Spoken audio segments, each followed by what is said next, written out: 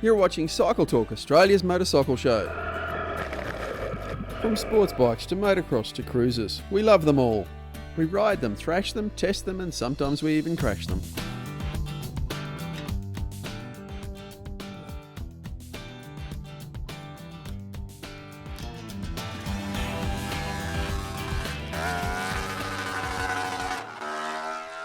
On this episode of Cycle Talk, we've got KTM's 450 EXC Enduro bike. Chris is fitting an Akrapovic exhaust system to his MT-10. We're spending a bit more time up at the Royal Walcha Café.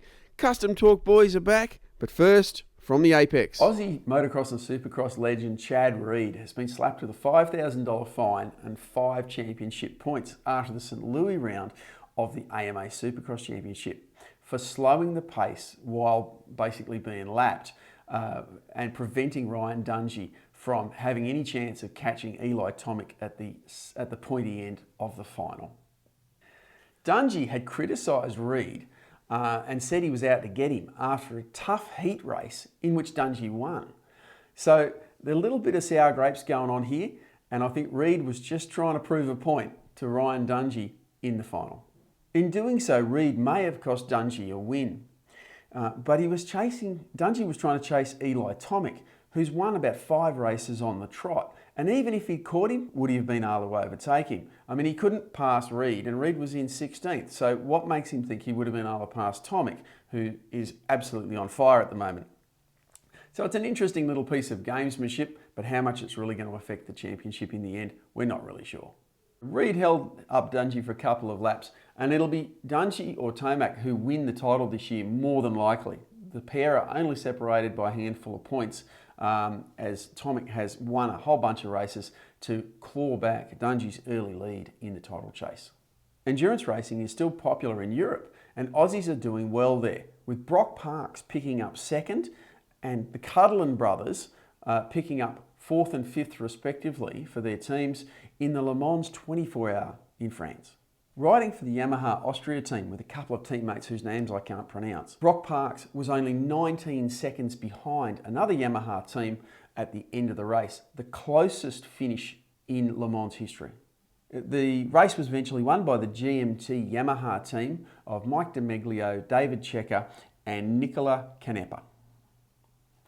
After 860 laps, the top 2 teams were still on the same lap, which is pretty amazing.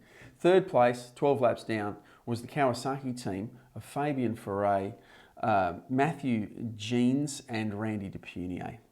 They finished 45 seconds behind the podium, which was a pretty good result after an early crash. In 4th place was the Suzuki team, with Alex Cuddlin riding for them, with his teammates Vincent Philippe and Etnie Masson. 5th place went to FCC TSR Honda team, which includes Damien Cuddlin, the older brother of Alex. The most hotly anticipated sports bike of the year, Suzuki's latest 6th generation GSXR 1000, will be available in June for $23,990, manufacturer's suggested recommended retail right-away price. The race-ready but still street-legal version, the GSXR 1000R, won't be here until October and will set you back $27,490 right away. The Gloucester Motorcycle Show is on Saturday, May the 6th. It's one of the best events of its kind in Australia. Described as a festival of all things motorcycling, the highlight for me is the vintage motocross, where the guys get out on some pretty old bikes, usually twin-shocked 2-strokes, and get them around really, really hard. But there's also a show and shine. There's lots of food. There's trade displays. There's a swap meet, and there's a band on Saturday night. Now, there's free camping if you want to stay overnight, or if you want to stay in Gloucester, there's also a shuttle bus service, so you can have a few drinks at the bar. This is a great event, 3 hours north of Sydney, so it's a good day ride, and then you can spend the night. And if you're anywhere in the countryside, there's some really good riding to get to Gloucester. It's a really good place to go on a motorcycle. We highly recommend it, and we think you'll have a great time if you get there. Australian off-road racer Jess Gardner has won her class in the French enduro racing scene to ignite her championship and give her the best possible chance of winning the title over there in Europe. Not only did she win, she dominated a class and won it by 45 seconds. So congratulations to her, and let's hope she can keep going with those wins and take the title. Signalwear smart gloves are aimed at improving visibility of riders by building indicators into gloves. In 2012, I was in an accident that really shook me up, and I was afraid of what I love most, which was riding my bike. So I started coming up with ways that motorcyclists could be better seen on the road, and that's where Signalwear came about. If you'd like to see more information, go over to thekickstarter.com and do a search for Signalwear, and you'll find out how to get involved in the Kickstarter. But keep in mind, there won't be too many more days left before this project closes. Join me for a live Q&A on Facebook at 9 p.m. every Tuesday during this TV series. And the people who make the best comments, suggestions, can win prizes. And the prizes I'm giving away today are these Kovix disc alarm locks. And the people who've won them are Greg Dale, Jamie Baumgarten, and Andrew Illiff. And after this episode, I'll be giving away this pair of Wiley X Omega sunglasses. High protection, high quality sunglasses. Come in a really nice case. So you just have to make a good question, a good suggestion, a nice comment, and leave the cat jokes out. This bike test is brought to you by Wiley X, absolute premium protection. I think by now we all know that the KTM 450 EXC-F is a pretty popular bike. It's got really good sales in Australia. It's super popular amongst the general public. Again, guys that ride in the bush here in Australia. And it's a really fun bike to ride. The 2017 model is all new. It's got a new chassis that carries over from the new generation SXF range. It's got the new engine again that comes across. It's got some new Explore forks, which is a do-over of the previous version of fork they had on the enduro bike that received some pretty harsh critics, and in some ways rightly so.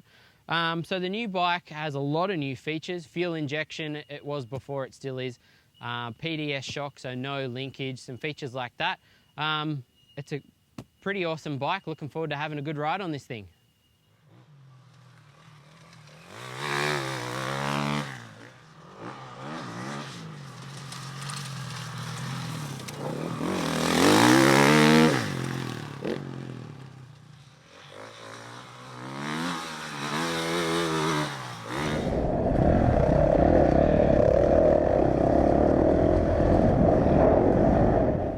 So as much as I've loved the KTM 450, there are a few little things I would look to change on the bike.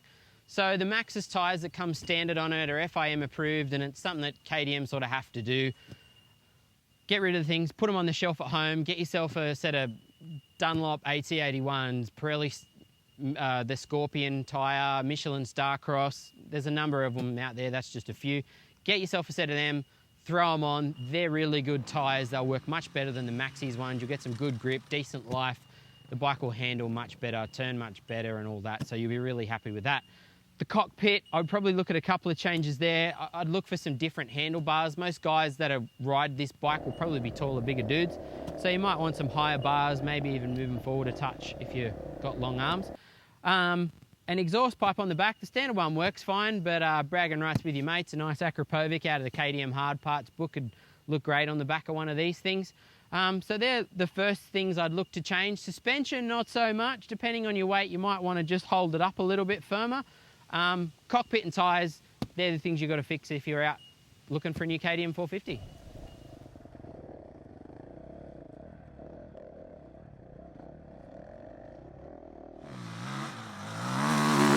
So I'm actually a bit surprised with this bike. I had some high expectations for it. I knew it was going to be good, and I really thought I would like the bike. And I've ridden the WR in the past, and I've ridden previous model KTM 450s. But this one surprised me. It feels quite light to ride, and it feels very nimble, and it's almost got a motocrossy feel to it, which makes it feel, like I said, extremely light. The engine is really fun and fast, but it doesn't have a rip your arm out style power. It's probably not as fast and exciting as some of the other 450s, but I was really surprised with it. I love the engine. I'd almost go out and buy one of these things. It really surprised me how good the engine in this is, how far they've come with it, and how much they've tailored it to suit guys that would ride in the bush, and perhaps guys that aren't Ryan Dungey and Marvin Muscan and those type, you know, world-class athletes. They've got that in the SXF. This EXC, it's much more rideable for the general public, and you can ride this in most conditions you could throw at it, and it's a great bike. Big surprise for me, and I couldn't rate it highly enough. Cycle Talk is much more than just a TV show. Download our digital magazine or pick up the print version from better Australian bike shops today. We produce the best road, dirt and ATV tests. Every issue features great reading from our columnists, and there are products, letters and lots more. There are apps for the iPad and the iPhone. You can download over 5 years' worth of our monthly magazine, read it online or download to your PC, Mac or Android device. Check out cycletalk.com.au for lots more information. Get involved with Cycle Talk on our Facebook page and get our videos directly in your YouTube feed by subscribing there. We didn't just introduce the jet ski watercraft, we developed the market for it. It's been 4 decades since we ignited a global movement and turned jet ski watercraft into a household brand name. And now, we're back.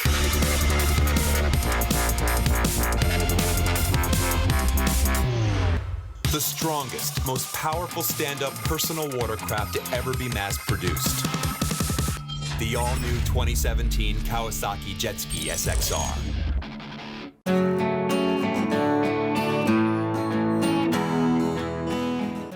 This feature is brought to you by Spitty, On Track. Well, we've just endured an hour and a half or so of some fantastic riding on the Oxley Highway. We're at the Walcha Royal Café. It's a great Art Deco style cafe. It's fantastic. Stayed here a few times over the years, and we're just about to have lunch. And look, this is a fantastic place to stay. It's beautiful, really friendly people, lots of great sculptures and stuff to see while you're here. So we're going to get into it.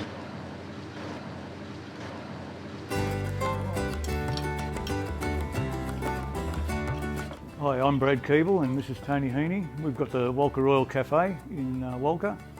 We've had it for about 10 years, 11 years now. We've got accommodation, open 7 days a week, serves the great meals, best coffee in town.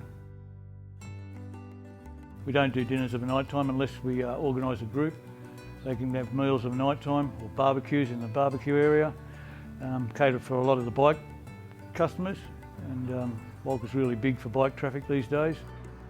This has got to be the greatest roundabout in Australia. East to west we've got the Oxley Highway, north to Dorrigo and the Waterfall Way, and south to Thunderbolts and Gloucester. It's motorcycling mecca. When you get here, it's just a case of flipping a coin and choosing which way you go. That's what we've basically built the business around.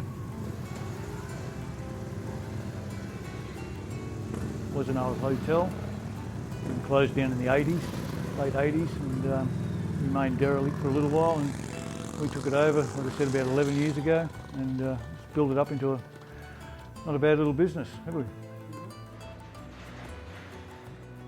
Open 7 days a week from 7 a.m. to 5 p.m. Serve breakfast, lunch, and afternoon coffees, cakes, undercover parking and lock-up parking for motorcycles out the back. A little semi-self-contained flat out the back that sleeps 5 or 7 people. Upstairs we can sleep 9 rooms. We've got 4 fire queen rooms, 3 king singles, a couple of double rooms.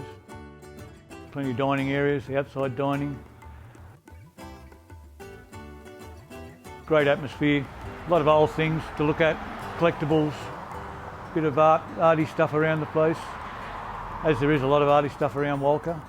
It's a few things to look at, places to visit, but we have got the best cafe in town. It's a 1973 Gengqing, I think that's the correct pronunciation, Chinese made, virtually made BMW. It was made, this is a 1973 model, and it was sort of built on a mould and equipment out of a 1938 BMW.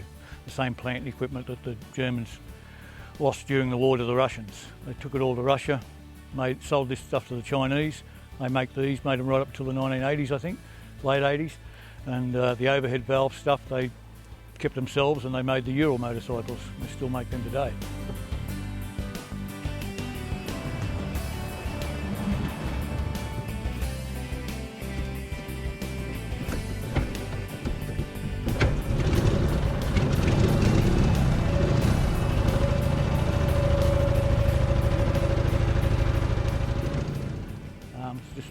3-speed. Sidecars on the left-hand side, on the right-hand side, sorry. So it makes it unregisterable in New South Wales.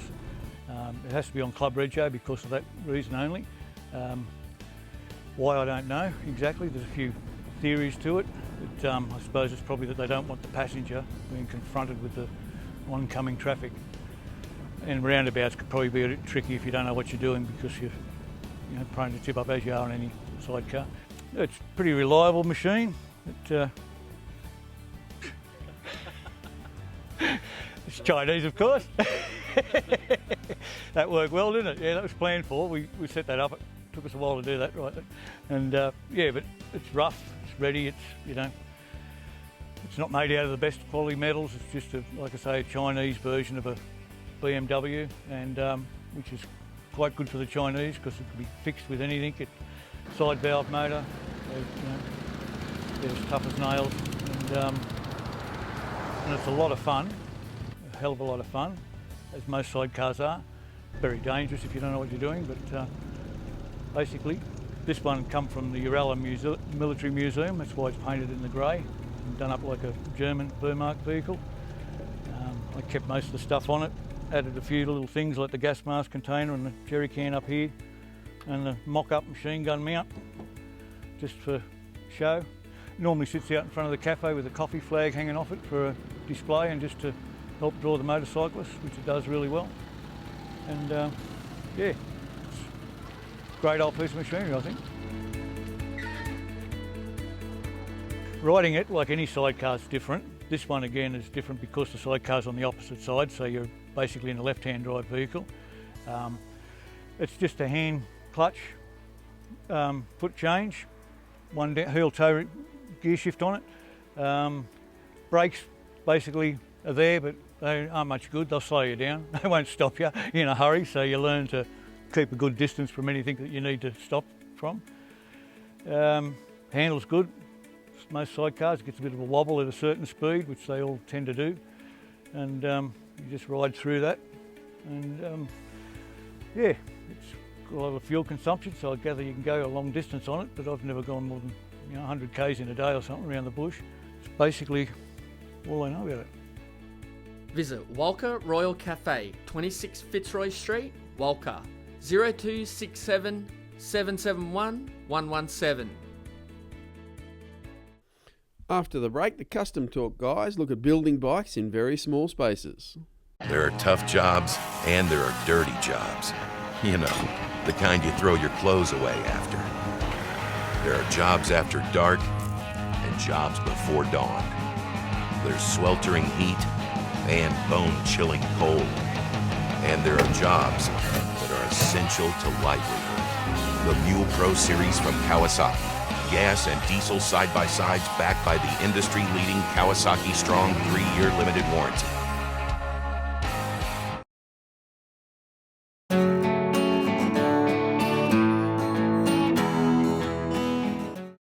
This product review is brought to you by Kabuto Helmets.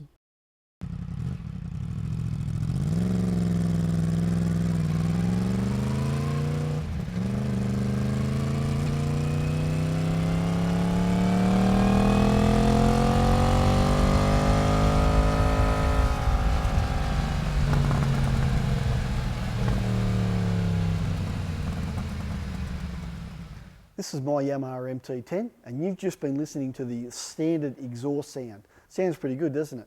But the good people at Yamaha want me to try one of their Akrapovic accessory mufflers. Now, most people, when you think performance muffler, you think Akrapovic. Well, it's actually a Akrapovic, but Akrapovic just rolls off the tongue just a little bit easier. Now, this is the exhaust here. It's a titanium slip-on, and it's a cool thing here. I mean, lighter weight than standard, more performance, and you can see the little cool logo there, MT-10, beautiful. Most people would normally get their dealer when they buy the bike to fit most accessories, but I've got a bit of a racing background on the tools, so I'm going to have a crack at it myself. It shouldn't be too hard to do, probably should only take me 10 minutes. Now in the instruction manual, Yamaha even gives you a list of what tools you need.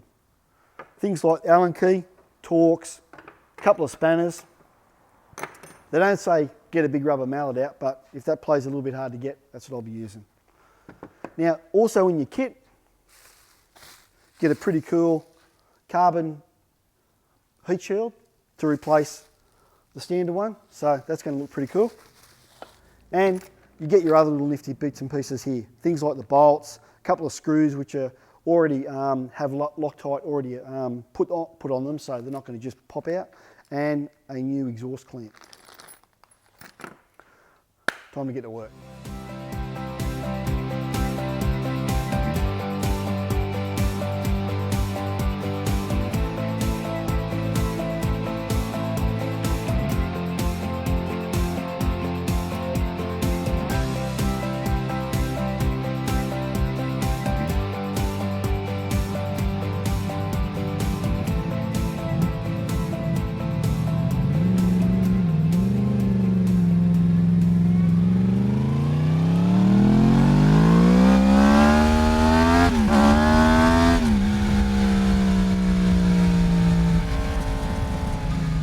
Well, I've just fitted it, been for a ride.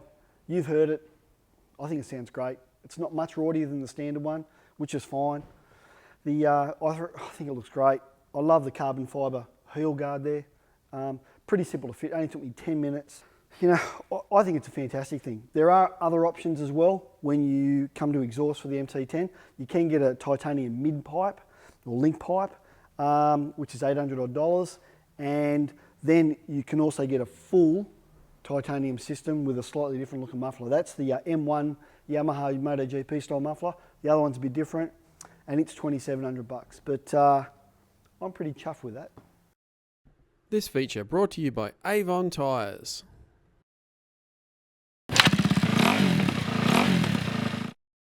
So when your mate says, his custom bike was a shed build, does that make you cringe? But hang on, it doesn't have to be that way. Some of our greatest innovations have come out of the smallest of spaces. I first found motorcycles interesting just because my dad was building Harleys at the time from a very young age and going to swap meets and bike shows. I started developing the skills when I was 18. I started out as a panel beater apprenticeship.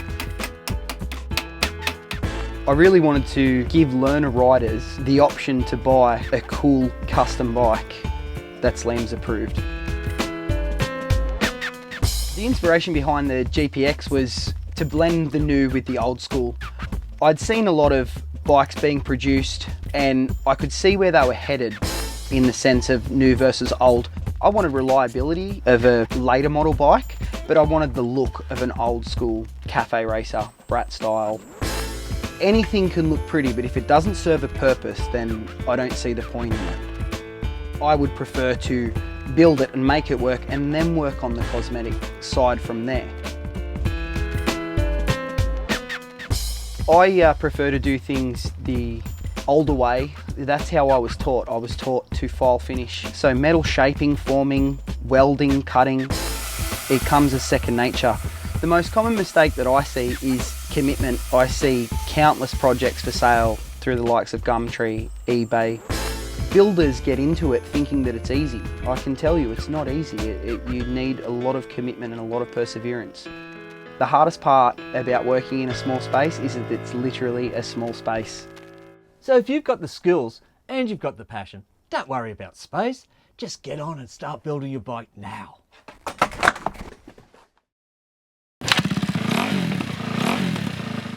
Hope you enjoyed the video. If so, give it a like.